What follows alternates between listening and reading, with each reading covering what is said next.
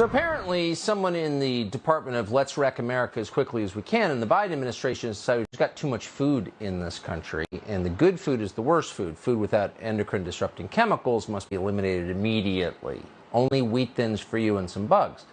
So with that in mind, agents from the Biden administration, armed, have decided to attack the Amish. Amos Miller, an independent farmer in the old Amish village of Bird in Hand, Pennsylvania, found out the hard way. The feds say Amos isn't adhering to regulatory requirements for food production. Again, not enough endocrine-disrupting chemicals. You're not using enough GMOs. So with that in mind, federal agents raided his farm. They're demanding he stop farming. They're also trying to cripple him with $300,000 in fines. An Amish farmer.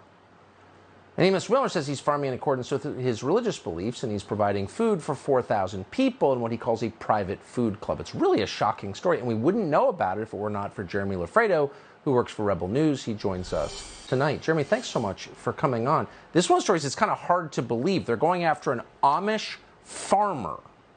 Who are they exactly?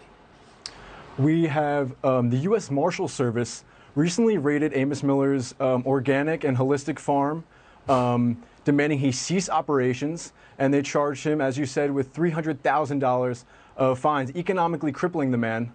And what's happening is you have the armed federal agents are demanding he stop food production because of the meat, and you have him saying, well, you know what, I want to keep farming. So you have this back and forth between the giant empire of the U.S. federal government and this tiny little farm in Bird in Hand, Pennsylvania.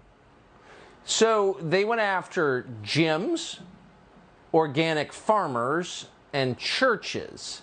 So maybe they're against anything that's wholesome and edifying that makes you stronger and healthier and in favor of everything that diminishes you and makes you more dependent. I'm just sensing a theme here. Do you see this? Yeah, and another thing the community says is that they're coming after Amos to set an example.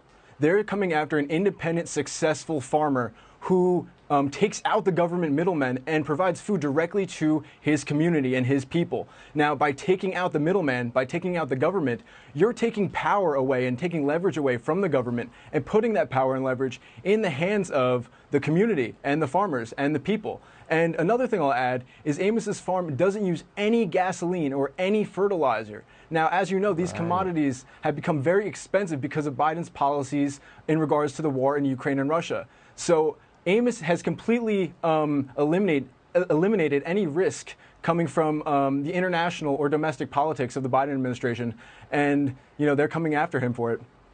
Maybe if he promises to put more chemicals in the milk that turn kids trans, they'll lay off. Did any of the federal marshals decline to raid an Amish organic farm on principle, or did they all just go along with this? Do you know?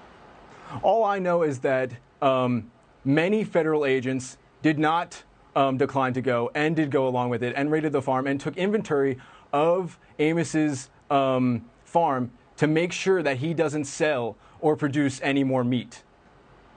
We're for law enforcement, broadly speaking, but there's such a thing as conscience, okay? And they should not have gone along with this. When they tell you to raid an organic Amish farm, that's when you bow out, okay? I would say. And Jeremy, I appreciate your story that you did. It's shocking to believe it's real, but it is. We're thankful that you came. Thank you.